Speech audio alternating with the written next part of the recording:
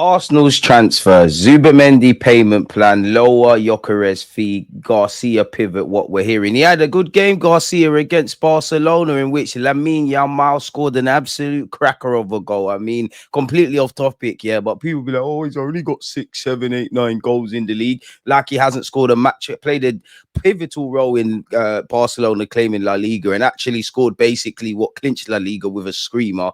Done it in the Champions League, done it in the Euros, join the revolution before it's all over. But where Arsenal's concerned, our season's over. I know it's not over till the fat lady sings, but she basically is singing. We'll be playing against Newcastle and then obviously Southampton. We got to two semi-finals. We went out the FA Cup to Manchester United. The league performance compared to the last two previous seasons has been abysmal. So all we've got is transfers, people. Now, until people are holding shirts and doing all of those kind of things, it's just hearsay. We hear the same names, Zubimendi, Gyokeres, Garcia. Them guys have been linked with us for a while now. They've probably been in the vast majority of my titles and thumbnails. But let's see what the Athletic are saying. Decision time is approaching. Who will Arsenal pursue as their new centre forward? I'm at the point now. I just want someone. We all know Kai Havertz has returned to full training and hope he plays some part of what's left of the season. Jesus is probably out until well into next season. Again, people, we do spread out the goals and stuff, but when it's crunch time and we actually need a goal or a bit of individual brilliance, we don't have that. We have question marks in midfield, question marks on the left-hand side, question marks in the overall depth and quantity of our players in our pursuit of amicably participating, trying to fight on four fronts where trophies concerned and bringing in quality, which we dropped the ball in the summer and we did nothing in January. So hopefully we learn our lessons, people. We know Andrea Berta's basically just arrived into the football club. I don't know if he's expected to make miracles. I don't know if this will be kind of his summer, but he's going to have to do something. Arsenal have built a detailed picture of the striker market. At one stage, the club hoped Newcastle United failing to qualify for the Champions League could open up a run at Alexander Isak, but Eddie Howe's team are now third and can leapfrog Arsenal with a win at the Emirates Stadium on Sunday. I mean, the next two wins, they finished second and they've won a trophy. So you can already imagine the rhetoric. The slim prospect of landing Arteta's preferred candidate for the centre-forward role seems more remote than ever, people. And we all know Berta was only announced as Arsenal sporting director at the end of March. His relative late arrival means some aspects of Arsenal's summer plan remain under discussion. Much of Berta's time since starting at Arsenal has been spent exploring the market, gaining as full a picture as possible of the landscape to inform this strategy. Fair play. Gyokeres remains firmly in the frame. Berta is a huge admirer of the 26-year-old Sweden international and has explored a potential deal. With 52 goals and 13 assists in 50 appearances for Sporting this season, Gyokeres' numbers speak for themselves. Sporting have indicated to relevant parties they'd be prepared to entertain offers below Gyokeres' 100 million euros in brackets 84 million or $112 million release clause. The expectation is the Portuguese club would be prepared to accept a fee in the region of 60 to 70. I mean, 65, could we do that? Benjamin Sesko remains a strong candidate. Arsenal have monitored the 21-year-old's progress since he was a teenager. While not as prolific as Gyokeres, the Slovenian international has 21 goals and 6 assists across 44 club appearances in 2024-25. Factoring his age, the difficulty of the Bundesliga, and the fact he's playing in an underperforming Leipzig side that currently sit outside European qualification places, and he remains a compelling proposition. Leipzig now cannot qualify for next season's Champions League, another factor which could I guess be a factor in Sesko's departure, and also Xavi Simons. There are other names Arsenal are across. Let me know your thoughts on what we've seen so far. Berta remains informed on Ollie Watkins' situation. Arteta is a fan of the player. Arsenal explored the deal in January, but the club have concerns over paying a fee in excess of 40 million for a player who turns 30 in December. There's admiration for Eintracht Frankfurt's Hugo Ekitike. Brighton's versatile forward João Pedro is another whose qualities have been discussed. Arsenal cannot wait too long before deciding on a priority target. Liverpool, Chelsea, and Manchester United are also in the market for a number 9 this summer, and a player like Gyokeres and Sesko are likely to have multiple suitors. Arsenal also interested in the possibility of adding a wide player, although such a signing might require one of the existing options to depart, potentially Martinelli and Trossard. There's long-standing interest in Nico Williams of Athletic Bilbao. Arteta is a fan, as we all are, of Real Madrid forward Rodrigo, although the financial parameters of any deal would be challenging. Jamie Gitters, the 20-year-old Englishman who has broken through at Borussia Dortmund, has also caught Arsenal's attention. While the augmenting the front line may be Arsenal's most obvious area of need, the first deal Berta completes could be one he effectively inherited. Despite reports of interest from Real Madrid, Arsenal remain confident holding midfielder Martin Zubimendi will be an Arsenal player. One route to complete the deal would be to ask the player to activate his 60 million release clause. Such clauses are commonplace in Spain, as you see with Nico Williams, as well. People smash the like button. While they are almost a legal necessity, Spanish employment law means that in theory, every player in the league, La Liga, could insist on breaking their contract to join another club.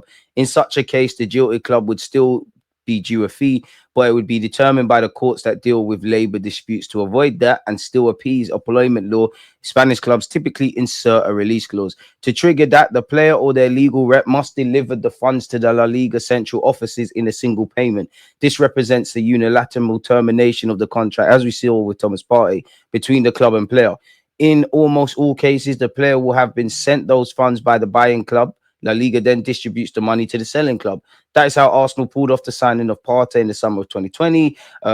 So yeah, we've seen that. We can skip past that, people. And I know Berta would know all about that through his time at Atletico Madrid. And obviously, I'm sure he must have been at Atletico Madrid when we got Partey. Arsenal are taking a different approach with Zubimendi. This has been a long pursuit, one that predates even last summer. Arsenal have chosen to go through the front door, making Sociedad well aware of their intentions. They have a good relationship with the club, which they have maintained throughout the process. Edu made significant headways in talks last summer, with Jason Ito taking up the baton in November. Negotiations directly with Real Sociedad has an obvious advantage: the schedule of payments. By dealing directly with the club, Arsenal will avoid having to pay the entire 60 million in one go. Instead, they intend to find a more favorable payment schedule. That should help grant Arsenal greater flexibility in this crucial summer transfer window. Beyond the striker and holding midfielder, there is much to do. Zubimendi is not the only player with a release clause who is of interest. They are a theme this summer, such as with Espanyol Viktor Garcia. Arsenal pursued Garcia last summer, but withdrew from negotiations in the final days of the window. When it became clear Espanyol were not prepared to accept any offers worth less than his 25 million euros release clause, Arsenal opted to sign Neto on loan from Bournemouth.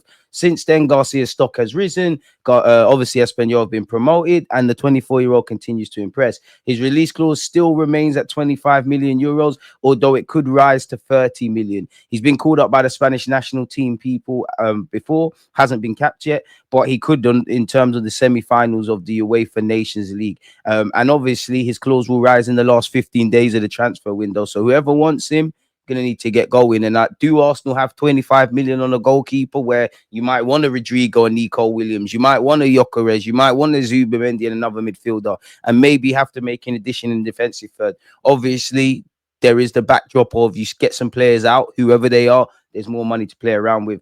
If Arsenal wish to secure Garcia for the flat 25 million euros, they may need to act swiftly. Alternatively, they could broker an agreement with Espanyol without activating the clause. Either way, it's a significant sum for a goalkeeper who's likely to arrive as second choice. If a more affordable candidate can be found, Berta may push the pivot. Arsenal's chances of landing Hudson have faded. Obviously, Real Madrid seem to be closing that deal out. Chelsea, Liverpool, and obviously Arsenal are interested. Obviously, where the future of William Saliba is concerned, whose contract expires in 2027, we're rumored to be in talks with not only him but also William Saliba. Bukayo Saka over new deals. As well as Saliba, Berta has explored exploratory discussions with the reps of Gabriel Magalhaes, Thomas Partey, Ethan Nwaneri, and Leandro Trossard. There's also critically important negotiations with Bukayo Saka. So there's a lot for Berta to do, if I'm completely honest with you. A lot for him to do. Is there anything else we've missed out? Obviously, in Berta we trust. Apparently, we've still only got 100 million to spend. So how we're going to do all this, I don't know. Other reports say Arsenal would prioritize Nico Williams over Rodrigo. Which should you look to do? If you do get Gyokeres, then you're looking at giving him 200k a week. Sesko, apparently staggered payments can be played, people, but his release clause or his overall fee has risen all the way to 75 million, which would make him more expensive than obviously Gyokeres. Again, let me know your thoughts on João Pedro, who we've been linked with, as well as Liverpool and Chelsea people. Again, other reports say we're prioritizing a left-sided attacker, a centre forward, as well as a centre mid, and potentially shopping for a left back. People, Xavi Simons is up for future is up for speculation and debate. Is that an avenue Lulot will go with? Thomas Partey's rejected lucrative offers allegedly from Saudi Arabia. Real Madrid's interest in William Saliba won't go away, but Romano's basically said that they'll park it off at least for this summer. You'd have seen Arsenal's new kit come out, and for £80, people, it does look half decent, doesn't it, people? Apparently, Victor Osimhen could be available for 60 million, the same as Gyokeres. Would you lot pivot towards that ahead of Gyokeres or Sesko if Osimhen's available? The young player of the season has been announced. Delap, Elanga, Gravenberch, Hudson, Hoyson, Palmer, Pedro, Morgan Rogers, and William Saliba have all been nominated. I must admit, I'm a bit shocked. I don't think Saliba should be there. If anyone's from Arsenal, it should be Miles Lewis-Skelly. Once again, Barcelona, Espanyol's geographical rivals in La Liga, apparently having to fight off, Barcelona and Arsenal are fighting for Garcia. So we'll have to see. Arsenal have indicated they want to give Kivior a new deal, but apparently he's still determined to leave, people. And reports still are linking us with Semenyo, who apparently has strong admirers at Arsenal, but has an asking price of 70 million. So I have to see what happens. Always